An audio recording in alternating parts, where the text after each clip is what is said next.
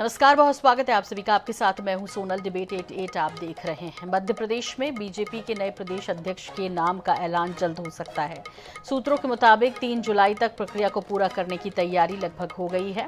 प्रदेश चुनाव प्रभारी धर्मेंद्र प्रधान इसी के चलते मंगलवार को भोपाल भी पहुंच रहे हैं। तो इस पर करेंगे विस्तार से चर्चा और साथ ही साथ इसके लिए हमारे साथ जुड़ रहा है खास पैनल भी, उनसे इंट्रोड्यूस भी आपको कराएंगे। लेकिन एक छोटी सी रिपोर्ट तैयार की है, देखिए।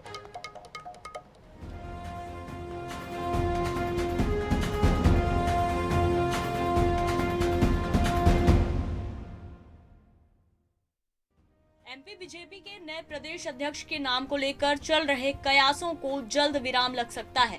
प्रदेश चुनाव प्रभारी का भोपाल दौरा तय होते ही नए नाम की घोषणा भी तय मानी जा रही है। हालांकि प्रदेश अध्यक्ष की दौड़ में 1 दर्जन से ज्यादा नाम हैं। इनमें किसी का नाम जाति समीकरण के लिए जोड़ा जा रहा है तो किसी का क्षेत्र समीकरण के हिसाब से। भाजपा में संगठन पर्व पूरी उत्साह से अपनी पद्धति के अनुसार चल रहा है। जल्द ही जैसे ही हमारे चुनाव अधिकारी का कार्यक्रम घोषित होगा, उसके बाद यह प्रक्रिया भी पूरी पारदर्शिता से पूर्ण होगी और हमारे यहाँ जो चुनाव की प्रक्रिया है। ये नाम है दौड़ में संपत्ति उइके कैबिनेट मंत्री, गजेंद्र सिंह सांसद, अर्चना चिटनीस पूर्व मंत्री, नरोत्तम मिश्रा पूर्व मंत्री, कविता पाटीदार सांसद, आलोक शर्मा सांसद, अरविंद भदौरिया पूर्व मंत्री, हेमंत खंडेलवाल विधायक। भारतीय जनता पार्टी प्रदेश अध्यक्ष के लिए भले ही कितने ही नामों की चर्चा कर ले, लेकिन किसी भी नाम को लेकर आश्वस्त नहीं हुआ जा सकता, क्योंकि बीजेपी ने हमेशा ही चौंकाने की परंपरा बनाकर रखी हुई है। NH 24/7 के लिए भोपाल से अनुराग मालवी की रिपोर्ट। तो इस विषय पर विस्तार से चर्चा करेंगे और हमारे पैनल से भी इंट्रोड्यूस आपको कराएंगे। हमारे साथ बीजेपी से जुड़ेंगे विधायक आशीष शर्मा, हमारे साथ कांग्रेस का पक्ष रखने के लिए जुड़ेंगे कांग्रेस प्रवक्ता अंबिका शर्मा, और साथ ही साथ हमारे साथ अभी फिलहाल मौजूद है राकेश अचल जी, वरिष्ठ पत्रकार और राजनीतिक विश्लेषक। राकेश जी, स्वागत है।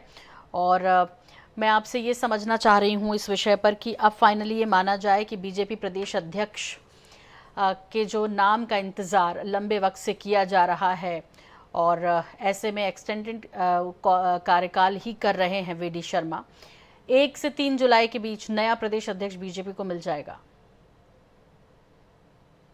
धन्यवाद सोनल जी। देखिए, भारतीय जनता पार्टी में संगठन को लेकर के बहुत लंबे अरसे से उधेड़-बुन चल रही है। इसी वजह से कई प्रदेशों में, मध्य प्रदेश अकेला नहीं, कई प्रदेशों में, बल्कि राष्ट्रीय अध्यक्ष का भी जो चुनाव है, चुनाव क्या मनोनयन होना है, वो अभी तक नहीं हो पाया जी। और अभी जो कार्यक्रम सामने आया है, मुझे लगता है कि इस बीच में अगर कोई फिर ऊंच नीच हो गई तो ये कार्यक्रम फिर आगे टल जाएगा, क्योंकि अभी उनका काम चलाऊ अध्यक्ष से चल रहा है, वीडी शर्मा साहब की और माननीय जो हमारे मुख्यमंत्री है प्रदेश के, उनकी जो केमिस्ट्री है वो ठीक चल रही है। उनसे कोई दिक्कत नहीं है। अगर दिक्कत होती तो मुझे लगता है कि ये काम बहुत पहले हो जाता। तो इसलिए जितना लिंगर ऑन हो सकता है, जितना टाला जा सकता है, वो टालने की कोशिश की जा रही है, क्योंकि एक अनाथ 100 बीमार की स्थिति है। आपने अभी मालवी की रिपोर्ट में बताया ही कितने लोग दावेदार हैं, और मुझे लगता है कि इनमें से इस समय अगर कोई बहुत ज्यादा नाम, जो मेरे सूत्र भी कहते हैं, उसमें खंडेलवाल साहब का नाम सबसे ज्यादा वजन में चल रहा है इस समय। ब्राह्मणों के लिए शायद जैसे आलोक शर्मा है या डॉक्टर नरोत्तम साहब विशाल जी है, इनके लिए शायद अवसर कम है। मैडम आ रही है आवाज आ रही है। कोई महिला जूम से पेच कर दिया क्या? को भी। जी जी राकेश जी।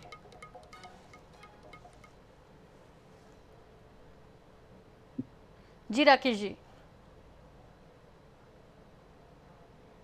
राकेश जी, आप अपनी बात पूरी कर सकते हैं। और लगता है संपर्क टूट गया है। इस बीच आपको बता दें आशीष शर्मा जी भी हमारे साथ जुड़ गए हैं, जो कि विधायक हैं बीजेपी के, और अंबिका शर्मा जी कांग्रेस प्रवक्ता के रूप में हमारे साथ जुड़ गए हैं। राकेश अचल जी का फ़ोन डिस्कनेक्ट हुआ है, मेरी टीम एक बार फिर से उनसे कांटेक्ट करेगी। तब तक मैं रुक कर रही हूँ आशीष जी आपका। और फाइनली इंतज़ार ख़त्म हो रहा है 1 से 3 जुलाई के बीच प्रदेश अध्यक्ष का।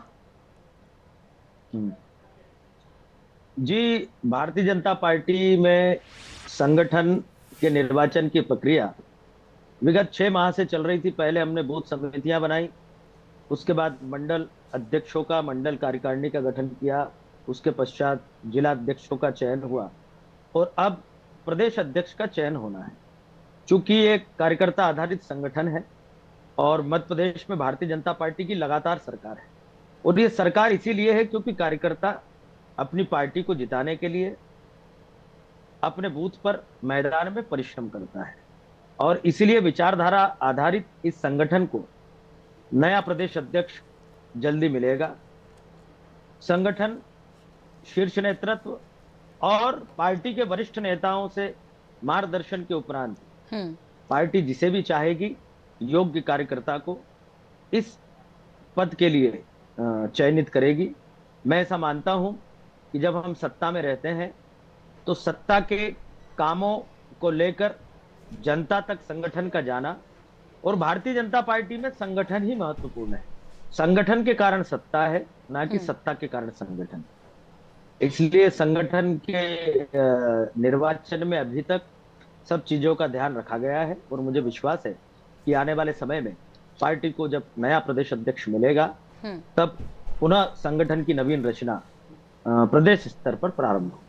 जी आशीष जी, वैसे तो दावेदार कई सारे हैं इस बार, अभी राकेश अचल जी भी कह रहे थे, और पूरे मीडिया में सुर्खियां हैं, और ख़ास तौर पर नाम जिस तरह से आ रहे हैं, चाहे पूर्व मंत्री नरोत्तम मिश्रा जी की बात कर लीजिए, या अभी वर्तमान में राजेंद्र शुक्ल जी का भी नाम चल रहा था, डिप्टी सीएम जो हैं। इसके अलावा हेमंत खंडेलवाल जी, वीरेंद्र खटीक जी, कोई महिला नेत्री भी संभाल सकती है। इस बार दावेदार काफ़ी हैं। क्या ये वजह रही कि लोकसभा चुनाव के भी 1 साल से ज़्यादा का वक्त हो गया, उसके बाद भी ये प्रक्रिया जो है, अब आप कह रहे हैं कि 6 महीने से ये चल रही है, तो क्या ये समझा जाना चाहिए कि जिसको स्वीकार नहीं किया जाता गुटबाजी, उसकी वजह से देरी हो रही है? आशीष जी, मुझे ऐसा लगता है कि भारतीय जनता पार्टी में दावेदार जैसी तो कोई बात होती नहीं। हर कार्यकर्ता सर्वथा दायित्वों के योग्य होता ही है। उसका अनुभव, उसकी वरिष्ठता, संगठन में काम करने की क्षमता, सबको साथ लेकर चलने की क्षमता, यही उसका संगठन के दायित्व का प्रमुख आधार होता है। और सबसे बड़ी बात है विचारधारा के प्रति समर्पण।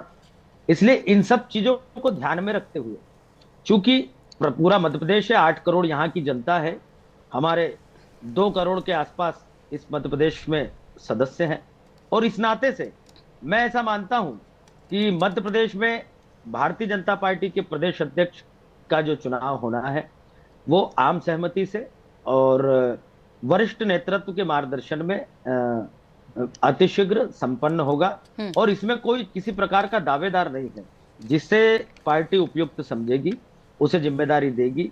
मान्यवर वीडी शर्मा जी के नेतृत्व में हमने अच्छी विजयश्री हासिल की, चाहे लोकसभा के चुनाव हो, विधानसभा के चुनाव हो, और पूर्व जितने भी अध्यक्ष भारतीय जनता पार्टी के इस मध्य प्रदेश में रहे हैं उन सब ने अपना अपना सर्वोत्तम योगदान इस संगठन की मजबूती के लिए दिया। इसलिए मैं ऐसा मानता हूं जो भी प्रदेश अध्यक्ष होगा वो सर्वोत्तम कार्यकर्ता होगा। जी अंबिका शर्मा जी, आपका भी रिएक्शन चाहिए। आप जो समय समय पर कहते रहे कि भाई न राष्ट्रीय अध्यक्ष तय कर रहे हैं, न प्रदेश अध्यक्ष तय कर रहे हैं, लेकिन अब देखिए 1 से 3 जुलाई के बीच तो है जो मिलने जा रहा है, बीजेपी के नए प्रदेश अध्यक्ष के नाम का ऐलान हो सकता है।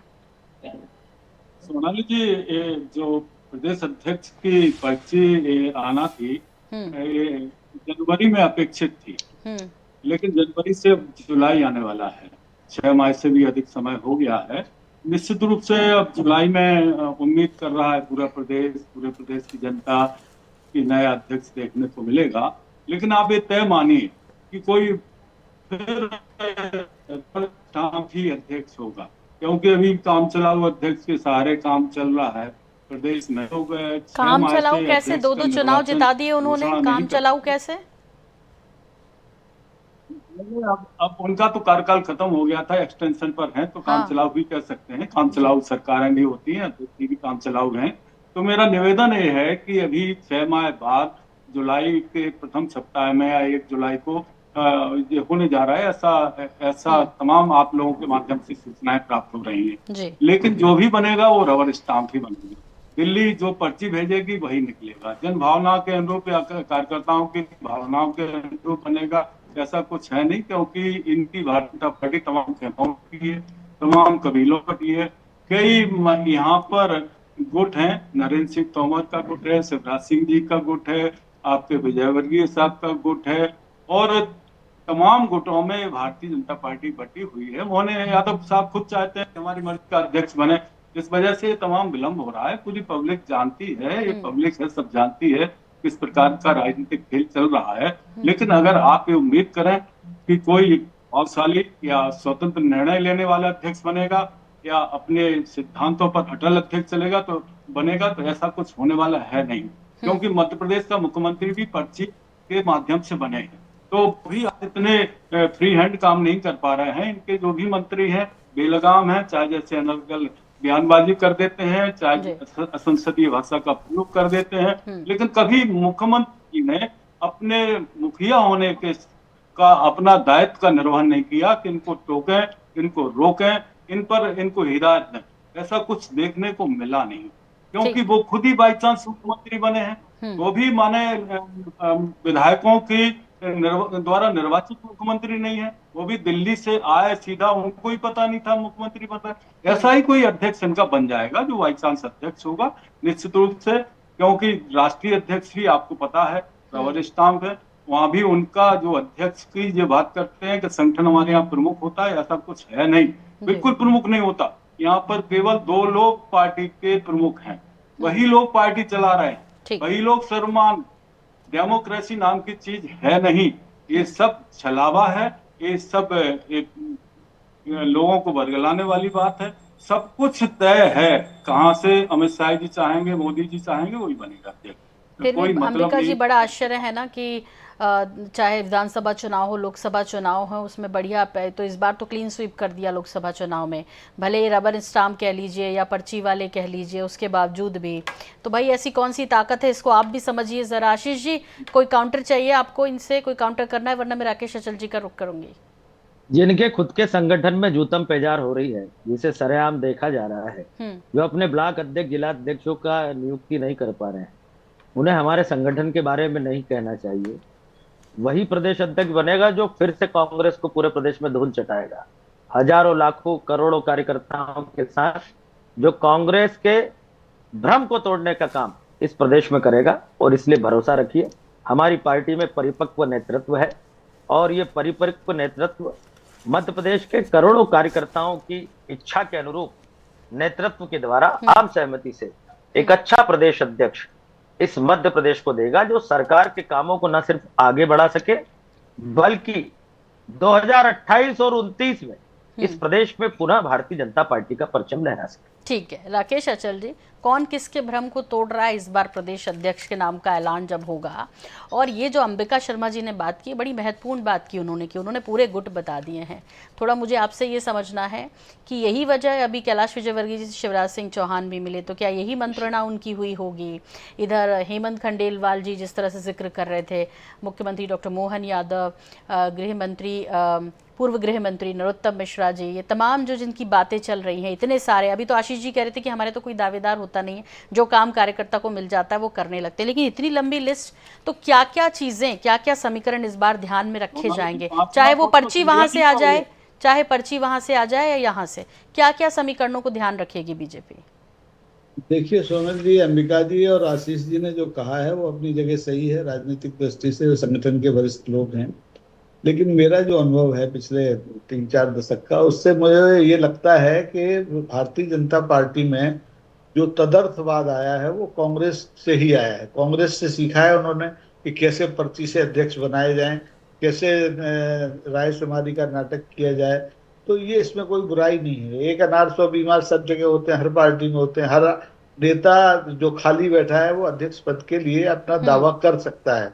लेकिन भारतीय जनता पार्टी का जहां तक मुझे इतिहास याद है, एक बार गलती से यहाँ पे मध्य प्रदेश में शीतला सहाय हुआ करते थे, अब तो वो दिवंगत हो गए, उन्होंने पार्टी नेतृत्व की इच्छा के विरुद्ध अध्यक्ष का चुनाव लड़ लिया। उसके बाद उन्हें बिल्कुल बर्फ में लगा दिया गया, और उसके बाद किसी भी नेता की भारतीय जनता पार्टी में हिम्मत नहीं हुई कि वो पार्टी के अधिकृत जो प्रत्याशी हैं या जो ऊपर से आ रहे हैं उनका विरोध कर ले, चाहे वो बीडी शर्मा हो, चाहे प्रभात झा हो, चाहे नरेंद्र सिंह तोमर हो, चाहे हमारे नंदकिशोर जी हो, चौहान साहब हों। तो यहाँ जो कुर्सी पे आता है, इसको भारतीय जनता पार्टी में जिसे दायित्व दिया जाता है, ये बिल्कुल सही है आशीष जी का कहना कि वो अपनी पूरी प्राणपण से, अपनी पूरी क्षमता से संगठन का काम करता है। अब उसको आप रबर स्टाम्प कह लें या स्टील स्टाम्प कह लें, इससे कोई फर्क नहीं पड़ता। नेतृत्व जिसको, जैसे बीडी शर्मा है, बीडी शर्मा हमारे अंचल से आते हैं, ग्वालियर चंबल अंचल से आते हैं। एक जमाने में वो छात्र नेता थे, उनका दूर दूर तक कहीं नाम नहीं था कि वो कहीं सांसद बनेंगे या कहीं प्रदेश अध्यक्ष बनेंगे, लेकिन बने और उन्होंने अपनी क्षमता के अनुरूप काम करके दिखाया। ये बात अलग है, राजनीति में ऊंच नीच होती रहती है कि 2018 में भारतीय जनता पार्टी लंबी पारी खेलने के बाद चुनाव हार गई, फिर कांग्रेस के ही बागी की मदद से सत्ता में आई, लेकिन बाद में कांग्रेस भारतीय जनता पार्टी ने अपनी दम पर सरकार बनाई और बहुमत से बनाई।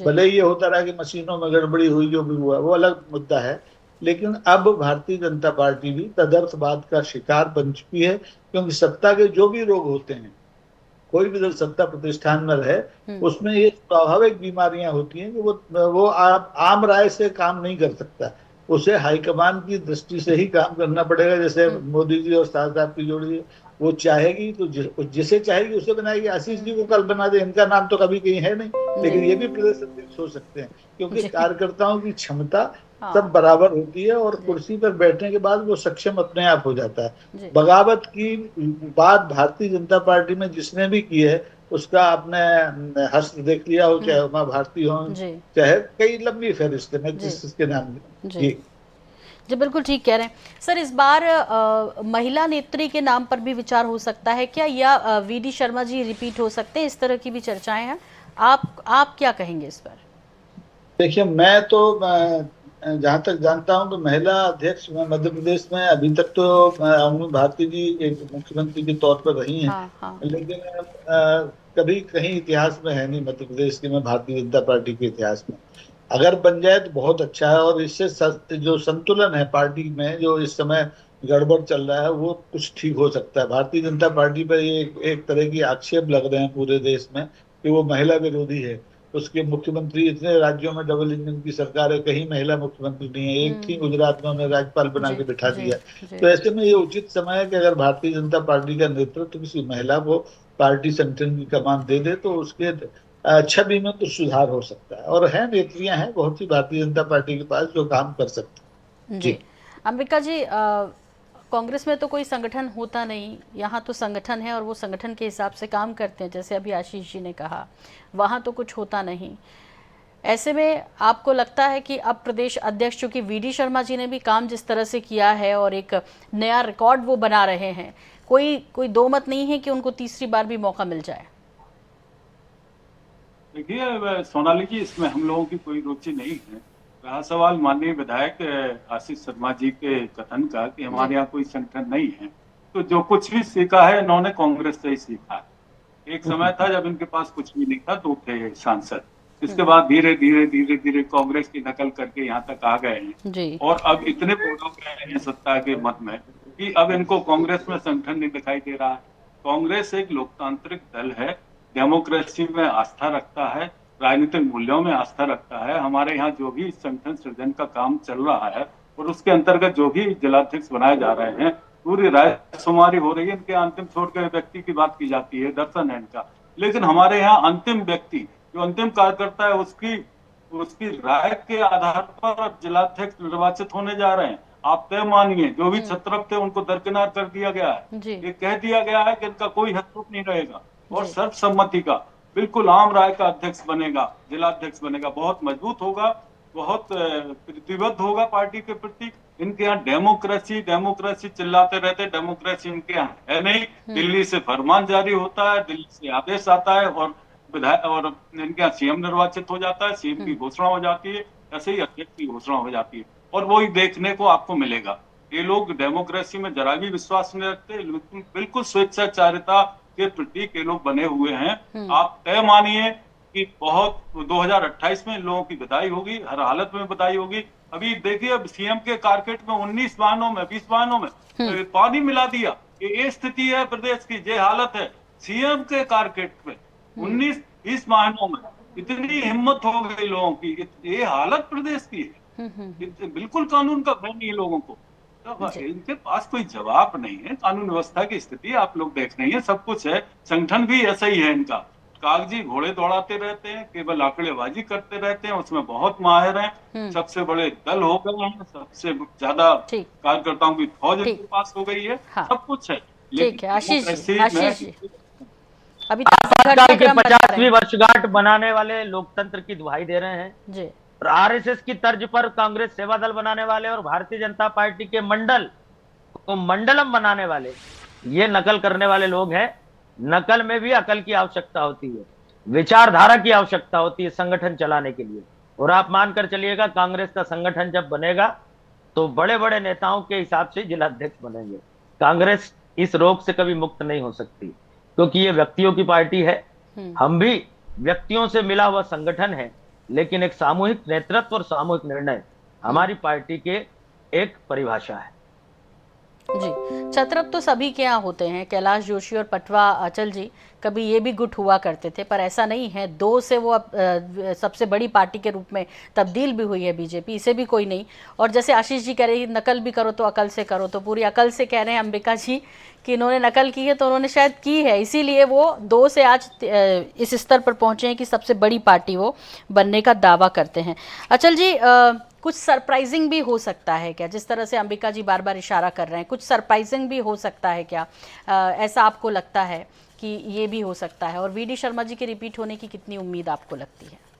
देखिए, सरप्राइजिंग तो हो सकता है, लेकिन मुझे पूरा यकीन है, मेरे सूत्र हैं वो भी कहते हैं कि वीडी शर्मा को तीसरा कार्यकाल नहीं मिलने वाला। वीडी शर्मा ने जितना श्रम करना था संगठन के लिए कर लिया, उन्हें कोई दूसरा दायित्व दिया जाएगा। लेकिन ये जो फहरिस्त आपने बताई है, इनमें से कोई हो, इसकी कोई गारंटी नहीं। मैं तो बार बार कहता हूँ आशीष जी